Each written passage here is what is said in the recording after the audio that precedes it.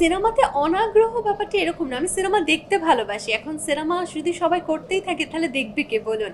আর আমি আসলে বাণিজ্যিক সিনেমার জন্য কখনোই পারফেক্ট না আমার কাছে মনে হয়। তো সেক্ষেত্রে আমি বারবারই একটা কথা বলেছি, অফ ট্র্যাকের কোনো সিনেমা যদি হয় যে এই সিনেমাটাতে আসলে সিচুয়েশন বেসড, কোনো নায়ক থাকছে না, নায়িকাই গল্প টানছে, তাহলে হয়তো যদি ডিরেক্টর মনে করেন আমি কাজটা করতে পারবো, হয়তো আমি চেষ্টা করব কাজটা করার।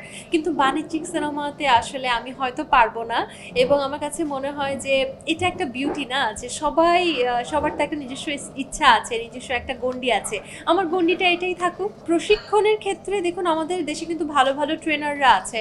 যেমন আমার ট্রেনার জিয়া দাদা আছেন, বুলবুল টুম্পা আপু আছেন, বা আজরা আপু আছেন, বা পনি ভাইয়া আছেন, এরকম অনেকেই কিন্তু আছেন। আমি আমি যেহেতু ফ্যাশন ইন্ডাস্ট্রির মানুষ না, আমি সব ট্রেনারদের চিনি না, বাট আমি যাদের নাম বলেছি তারা বেশ জনপ্রিয় এবং আরও অনেকে আছেন। সো তাদের সবার কাছ থেকে কিছু না কিছু শেখার আছে। এবং যদি মনে হয় যে আসলে দেশে সবার কাছ থেকে ট্রেনিং নেওয়ার পরও সে আরও অ্যাডভান্স কিছু শিখতে চায়, তাহলে তার ওই সে অনলাইন একটা ভরসা। ইনস্টাগ্রামে অনেক ট্রেনাররা তাদের ভিডিও আপলোড করে, সেগুলো দেখতে হবে। ইউটিউবে অনেক ট্রেনারদের ভিডিও আছে, সেটা দেখতে হবে। ইভেন টিকটকে অনেক ট্রেনাররা ভিডিও আপলোড করে, সেটা দেখতে হবে। আমি মনে হয় প্রত্যেকটা সোশ্যাল মিডিয়াতে বিভিন্ন ট্রেনারদেরকে খুঁজে খুঁজে দেখেছি যে তারা কে কী ধরনের হাঁটা শেখাচ্ছে, কে কী ধরনের স্টাইল শেখাচ্ছে।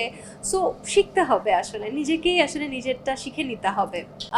আমি ইতিমধ্যে বলেছি যে আমি পরবর্তীতে ওমেন এম্পাওয়ারমেন্ট নিয়ে কাজ করতে চাই, আমি উপস্থাপনা করছি, সেটা করতে চাই। আমি কন্টেন্ট ক্রিয়েশন করছি, আমি টুকটাক ফটোশ্যুটের কাজ করি, আমি সেগুলো করতে চাই। এবং বাণিজ্যিক সিনেমায় আসলে আমাকে হয়তো কখনো দেখা যাবে না, কেননা বাণিজ্যিকভাবে সিনেমাগুলো যে প্যাটার্নের হয়ে থাকে আমি মনে করি আমি সেই প্যাটার্নের না। এবং দেখুন মানুষের জীবন অনেক বড়, আমরা কখনো আমাদের জীবনের ক্রাইটেরিয়াগুলো সেট করতে পারি না, কেননা জীবন পরিবর্তনশীল। সো আমি জানি না যে আজ থেকে 1 বছর পর আমি আসলে উপস্থাপনা করার সুযোগ পাবো কিনা, বা আমি হয়তো মিডিয়াতেই থাকবো কিনা।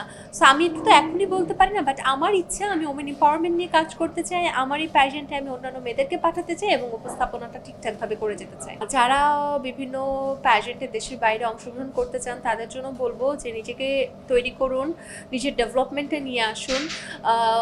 যারা ইতিমধ্যে দেশের বাইরে গিয়েছে প্যাজেন্ট করতে তাদেরকে রিচ করার চেষ্টা করুন, তাদের কাছে গিয়ে টিপস নিন যে আসলে কী ধরনের পোশাক নিয়ে যেতে হবে, সেখানে যে কী কী করতে হবে। কেননা আমি নিজেও অনেকজনের কাছে টিপস নিয়ে গিয়েছি, তারপরও মনে হচ্ছে যে আরও কিছু আমার প্রস্তুতির কমতি ছিল। সো এটা আসলে আপনি যত মানুষ যাবে দেশের বাইরে তারা নতুন নতুন এক্সপিরিয়েন্স গ্যাদার করতে পারবে।